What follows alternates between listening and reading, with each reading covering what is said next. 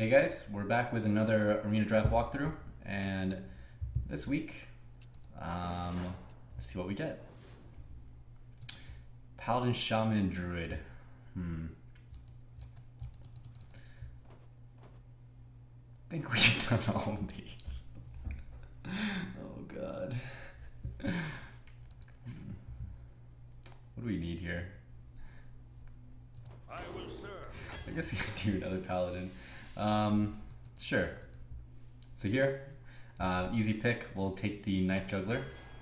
I'm only going to go over the really difficult ones. So Mad Scientist is pretty good. When you can actually get a secret out with Mad Scientist, it is insanely good tempo and value. So we'll take it over the Dancing Swords. In the Seal of Light, I think a lot of people are kind of curious about this card and how well it performs in Arena. It's not very good, to be honest. Two mana, 2 damage is not really that helpful in Arena. You kind of want more high impact removal. So it's like you're picking like a Frostbolt that doesn't. This is a terrible analogy. It's not a good comparison. I'll stop it. It really just doesn't do anything in the late game. Sure, it might trade with your opponent's 2-drop, which is good enough. But once you top deck in the late game, it really is not high impact enough. As a removal card, and this is kind of why something like Drain Life isn't good either. So we'll take the Mad Scientist. Youthful Brew. When you are playing Paladin, you get a lot of useful battle cries. Things like Argent Protector, Outdoor Peacekeeper, and whatnot are very good in Paladin. And Youthful Brew, solid 2-drop, and you want to spike up on the 2 slot. Spike up on the 2 slot as Paladin, just because the early game class cards are really powerful. Like something like a 2-drop into Archer Protector start is sometimes just like an auto win because it's so strong. So take it here, and the other 2 cards are really bad. So Wolf Rider is generally not terrible in Paladin. A lot of people play around the 4 damage single target or the Consecration with the 2 damage AoE. No one really plays around the 3. You could compare it to something like a Hammer of Wrath, but no one really plays around that. It's really slow in the early game. But here we have the Stormwind Champion, which synergizes with the Paladin class really well with the hero power, and just the fact that Paladins with the class cards generally will control the mid game, and once you are leaving the mid game, that's when you're slightly weaker to the slower classes. But if you have something like a Stormwind Champion to back you up and buff up your existing board, that's how you do really well. So since we know our game is in the early and mid game stages, something like Stormwind Champion, which is a late game card that synergizes with that, is excellent. Here, Consecration versus Hand of Protection. Hand of Protection, not terrible, but it is definitely outclassed by something like Consecration. Raid Leader, also not super terrible. It's okay, slightly below average, even in Paladin, although it does synergize with the hero power. Just not a good enough body. And since you're going turn for turn in Arena, something like Raid Leader does not help you go turn for turn, since it gets eaten alive, or eaten for free by most 3-drops. So we'll take the Consecration here. Elven Archer versus Stone Spinner Trog. I do consider Elven Archer a little bit better in Paladin, because if you imagine Elven Archer in a class like Paladin, you can use that as a ping on 3, and then you make your hero power. It's kind of like a weird 3-2 on 3, but it also gives you a little bit more flexibility, and things like pings get a lot more value when you're playing a class that doesn't have pings, because your opponents are more likely to leave things at 1 health because you're playing Paladin, and they think it's funny, or they think they can get a lot of value by leaving something at 1 health. So it does tend to be a little bit better. Actually, I was going to just take the Trog here, but we do have 3 2-drops, and it is a 2-mana 2/3. 2-mana 2/3 is not that great in value, especially in a class without ping. I talked about this a lot on stream. Probably talked about this on one of these draft videos as well. The 2-mana 2/3s in non-ping classes are a lot harder to use, because once you get to the late game, the top deck mode, or even in the early game, not being able to trade up with 3-drop, or not being able to trade even with some 2-drops that are 2/3s because you don't have a ping, can cause problems, and you never want to be trying to chase that problem down in the mid game while that's where you should be kind of like winning already. So you don't want to ever have those issues. So here I will go with the Elven Archer. So pretty easy loot hoarder pick here. It's a solid cantrip card. The Voodoo Doctor is not terrible, but currently we don't really have any like real bodies to buff or heal it with, except for the Storm Champion, but that's a little bit too slow to make like a combo play. So take the loot hoarder. Cobalt Guardian versus Little Exorcist versus Blessed Champion. So Blessed Champion never really that good in Arena. It's almost impossible to get value off it. It might work as like a finisher, but as Paladin you really want to have more of a consistent way to win. You don't need like something like a Bloodlust. You win off board control as Paladin. So Blessed Champion really doesn't follow that philosophy of board control and win off good trades kind of philosophy. The Cobalt Guardian, better if you have mechs. Obviously we don't have any mechs, so it's kind of just like a bad 5-drops, like a really terrible 5-drop. The 3 health really, it trades down way too easily. It trades with most of our 2-drops, right? So you can kind of see the problem with Cobalt Guardian. There is something to say about Cobalt Guardian, and it is the fact that since we are stronger in the mid game, it's a lot less likely that Cobalt Guardian will be played in a situation where on turn 5 your opponent has like 2-drops and 3-drops on the board while you have nothing, because we have such good tools in the mid game and early game to help us grab the board. So it is a little bit better than it would be in another class, but still not very good. Little Exorcist, weak situational 3-drop. Here I think you could go with either one. If I had one mech even, I would probably go with the Cobalt Guardian, because it is a little bit more aggressive and it does give us a win condition that isn't just board control. It puts a lot of pressure on our opponents, and something that's what you would need rather than a very consistent card. Here I will go with the Little Exorcist. I think it's really close, but I think we don't really have an identity to this deck yet, so we're kind of just drafting and trying to pick the most consistent cards for now. If we had a deck that was really aggressive and we had like no late game, Cobalt Guardian would be better, just because it would allow us to pressure opponents and maybe even kill our opponents rather than rather than us just you know, having a never-ending game. Give me 1 second, that was unexpected. Yeah, I was trying to pick the card it wouldn't pick, so I had to keep talking and talking. Here we go, going back in.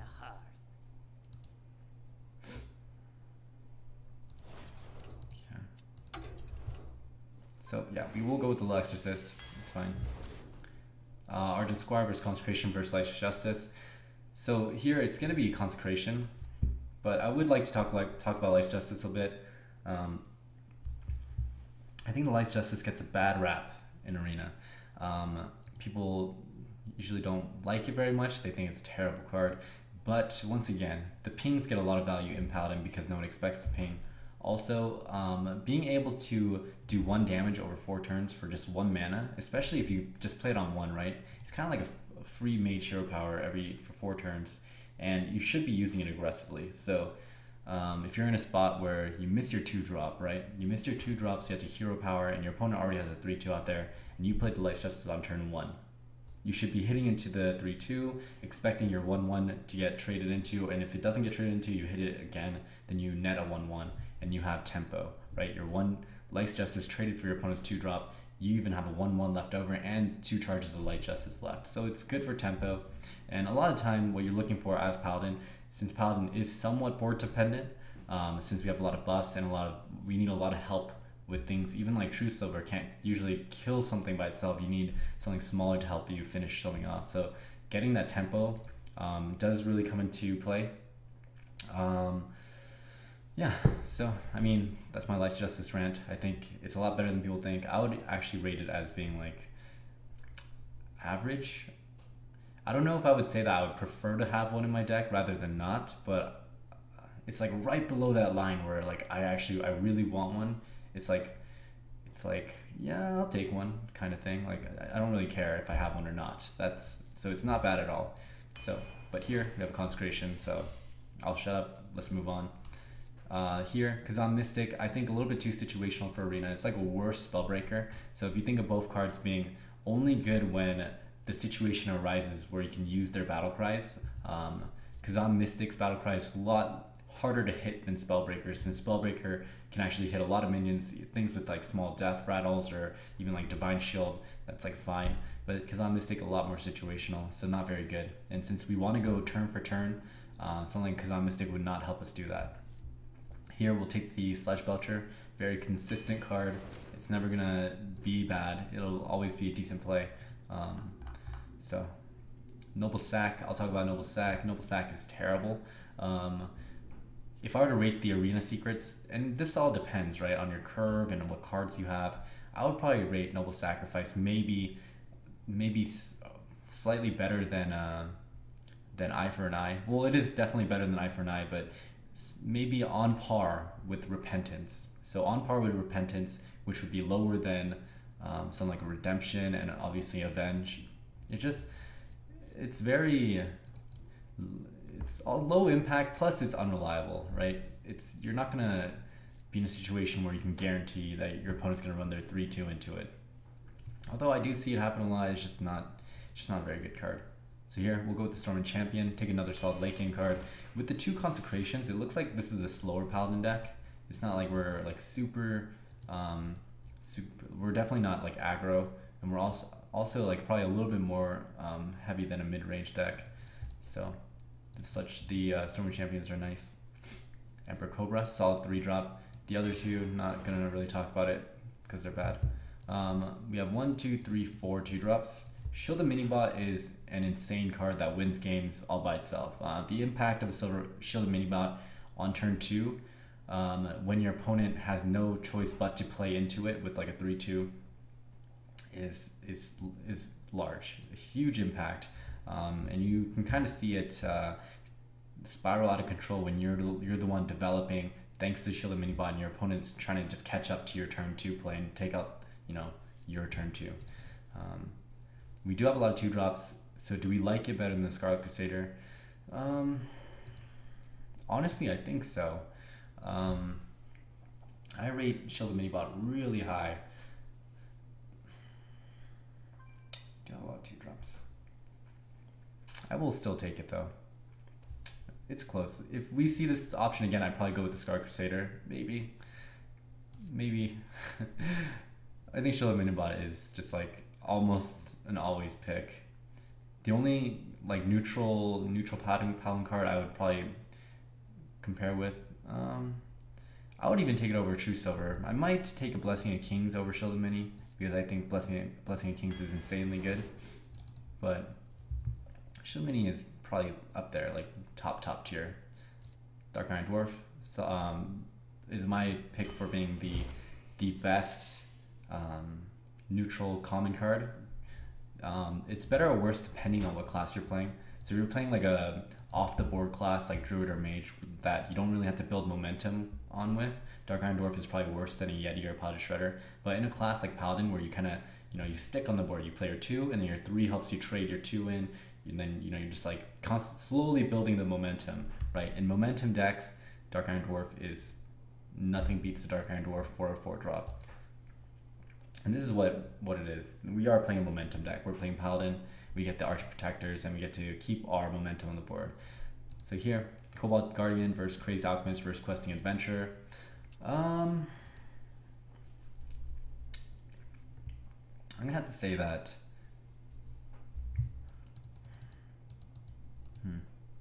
we don't have any. We have 1 mech for the Cobalt Guardian. I don't think that's quite enough, but also I don't think it would be terrible. Once again, we have a lot of curve filling to do, and that's kind of what I'm looking at right now. We have 1, 2, 3, 4, 5 2-drops. We want to pick up maybe 1 or 2 more by the end of the draft.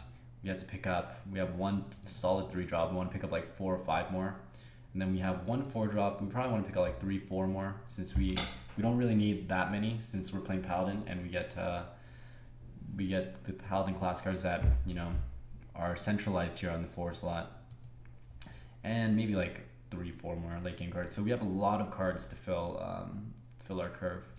And this is due to having things like Little Exorcist and the Consecrations and the Elven Archer, which really don't help our early mid game.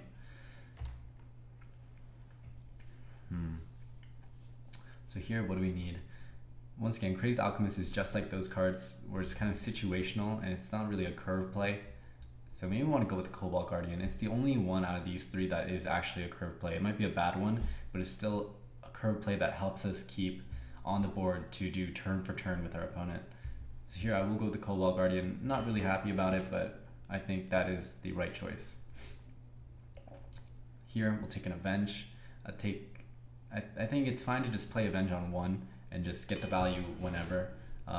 You can just, it's nice to just have that investment and use that turn 1 mana. So it gives us a slight edge.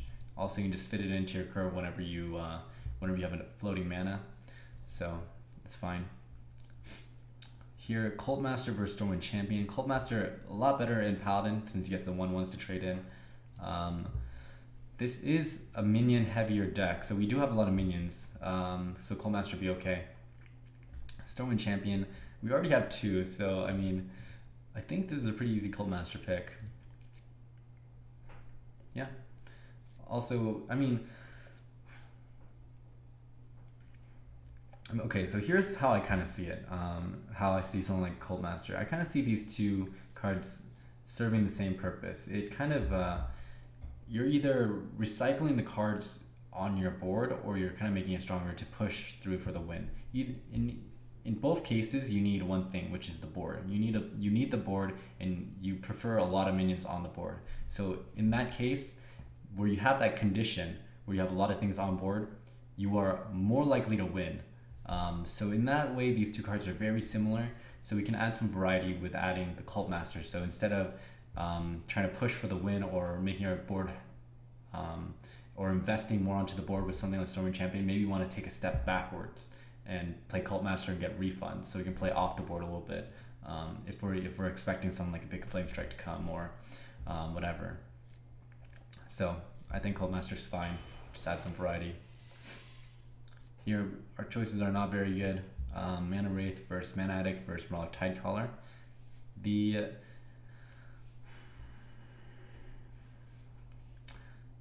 Maybe the Mana Wraith is appropriate here. We wouldn't mind playing our 2-turn again.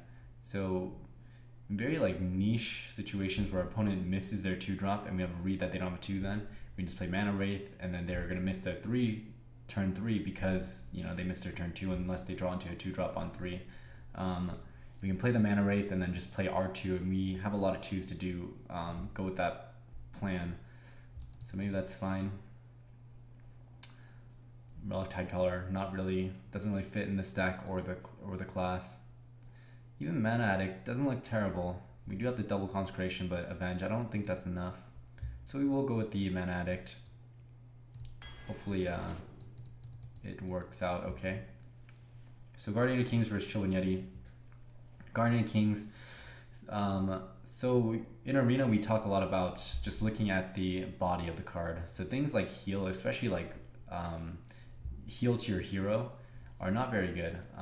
You want to play in a way where you can have board control. So using mana to heal your face goes against that because you're investing into healing your face rather than controlling the board. I will say something about Guardian of Kings, however. The stat distribution is actually pretty good. It's a 5/6, and the 5/6 tends to get decent value as a body. So I mean, it has that going for it.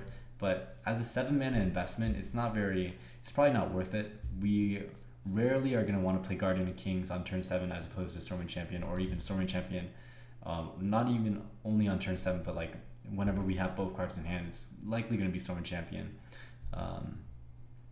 So here, I'll go with the Yeti. Also, if you're comparing these 2 cards together, the only reason why we would need a heal is if we're losing in the early mid game, and we take a lot of face damage that way. And the only way you lose in the early mid game is by not having good early mid game minions to hold you up until then. So, we can solve that problem before it even happens by picking something like a Chillwind Yeti to solidify our mid game. That's probably a better way to win than trying to heal to stay alive. So here, pretty easy Emperor Cobra pick. Way too many 2s, and we need solid 3s. It's a solid enough 3. Here, we'll take the Harvest Golem over the Earthen. Harvest Golem is just a good amount better than Earthen. It's like an S tier 3-drop, while Earthen is probably like an A tier. So pretty easy pick. And what we're really looking for is curve plays. Earthen is a lot better, maybe not a lot better, but it is probably as good as Harvest Golem once you're top decking. But on turn 3, Harvest Golem will tend to get you value and tempo a lot more so than the Earthen, which trades down very easily with 2 drops. Here, Consecration number 3 versus Blessing of Might. Do we really, I mean, Consecration is good, but I don't see us getting overwhelmed by a bunch of little things with this kind of curve with all these 2s and 3s. I think these Consecrations are going to be dead cards in our hand until we grab the board and then all of a sudden we lose it because we don't have enough 3, 4, 5, 6 drops, and we just lose board and then we have the Concentration to come back. So it's kind of weird. Maybe Blessing of Might is more appropriate. So we're going to just put a little bit more pressure on our opponent and maybe trade up a little bit. I think that's fine. Oh man, I wish this was a true silver or a Blessing King so badly.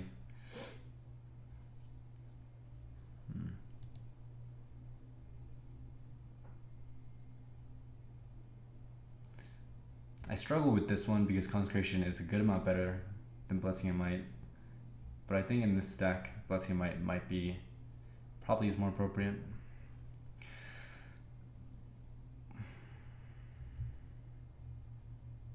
I'll take the Blessing of Might, and then we'll keep our eye on the Blessing of Might and see if it would have been better as a Consecration or not. I think that's the best way. Sometimes when you're really close onto 2 picks, probably take the one that is less popular. So something like a Blessing of Might people would probably be like, why are you picking that card? But it's science, you know? Gotta experiment a little bit. Here, a big body like Ventrico would probably come in handy. Hand of Protection, probably not bad either. Help us keep our board momentum going by just killing your opponent's, whatever drop with just 1 mana. Yeah, I think Ventrico here is fine, or the Hand of Protection.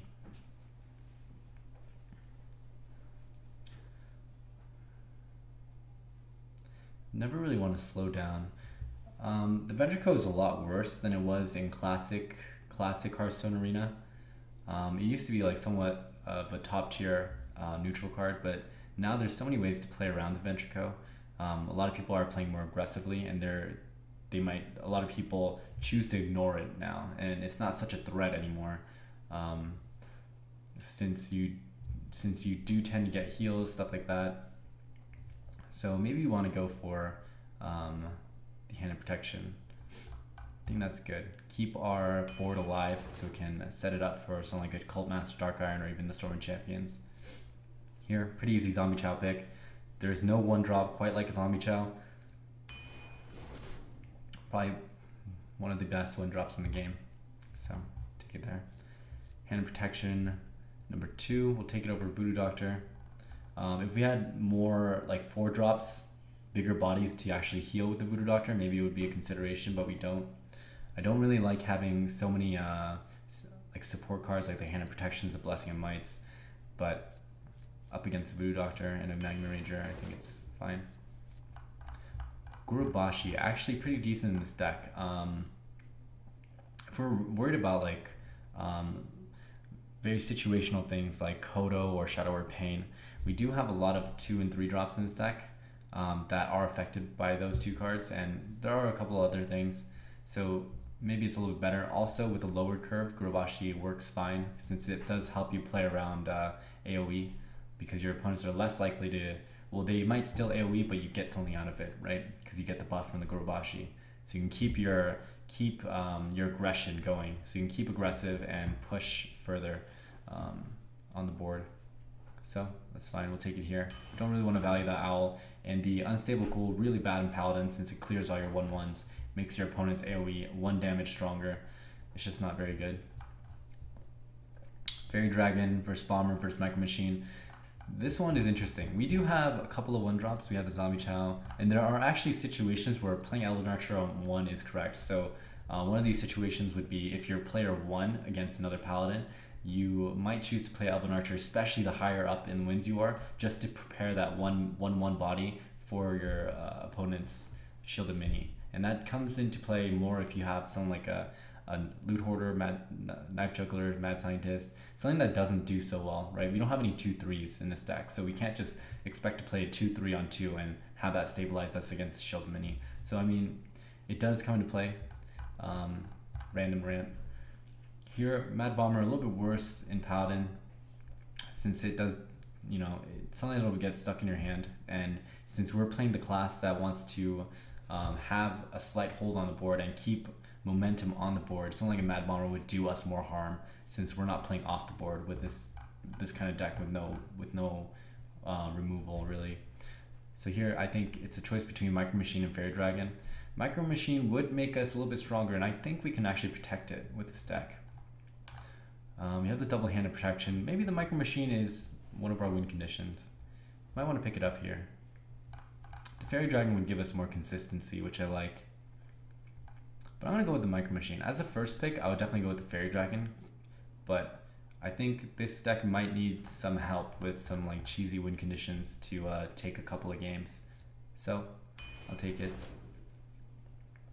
Bloodfin Raptor versus Booty Bay Bodyguard. Booty Bay Bodyguard is possibly the worst 5-drop, even worse than Grobashi, just because the 4 health is very easy to deal with, and you're paying a premium on the taunt by only having 9 stat points on a 5-drop, and the stat points are distributed really terribly.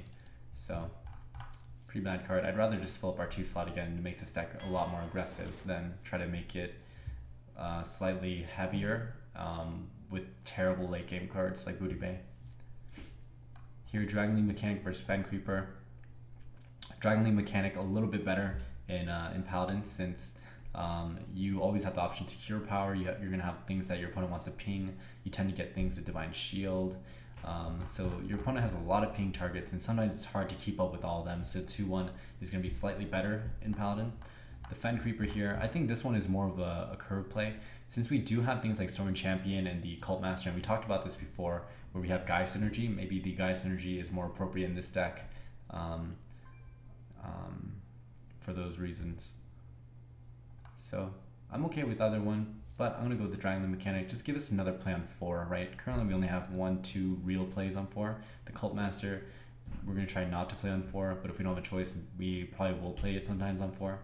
So we'll just take the solid 4-drop. And here, pretty easy Bomb Lobber pick. I'm not going to really consider the questing, although we do have a lot of cheap spells and whatnot. The Bomb Lobber is just too good and much more consistent, especially with the lower curve. You can make the 4 damage hit the target you want to hit, because you're going to be having board control early, so you can just clear away the things that you don't need it to hit. Play the Bomb Lobber. So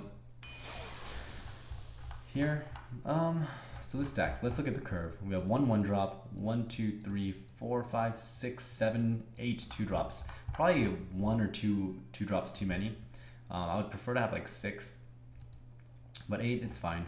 We have 2 3 3-drops. Could have used probably like 2 more, since the Little Exorcist is gonna trade down, and it's not gonna be very solid turn 3 play, and we're never gonna keep Little Exorcist in our opening hand. We're gonna try to get rid of it and draw into a better 3-drop. Here we have 1 2 3 4-drops. Consecration, really hard to plan to play on 4. Something like a True Silver I would count as maybe like half 4-drop in terms of curve plays, but Consecration I really can't count it. So our 3-4 slot is really weak, and that's usually where Paladin spikes out. So this is kind of a weird deck in that way. And we have 3 4 5 6 late game cards. So our late game is good, our early game is good. We lose in the mid game. So we really need to focus on maintaining board control in the mid game with things like Hand of Protection, or just trading well and playing double 2-drops. That's pretty much what we have to do. And once we get to late game, I think we're fine. With the Storm Champions, we get a ton of value, and if we can maintain some kind of board by the time we can play our bigger minions, I think we'll be okay. This deck is missing a lot of class cards. We're missing the Argent Protector, the Outdoor Peacekeeper, the Muster for Battle, True Silver, Blessing on Kings, Hammer of Wrath. So we're missing a lot of premiums. Do have 2 Consecrations and a Shielded Mini though. So this deck, how would I rate it? I actually think this deck is fine. Like it's pretty decent. It's much better than the average Paladin deck in terms of like late game viability, thanks to the Cult Master and the Storm Champions. A little bit weaker in the mid game, but you know, with smart turn planning, I think we might be able to do okay with this deck. I'll say that this deck will go.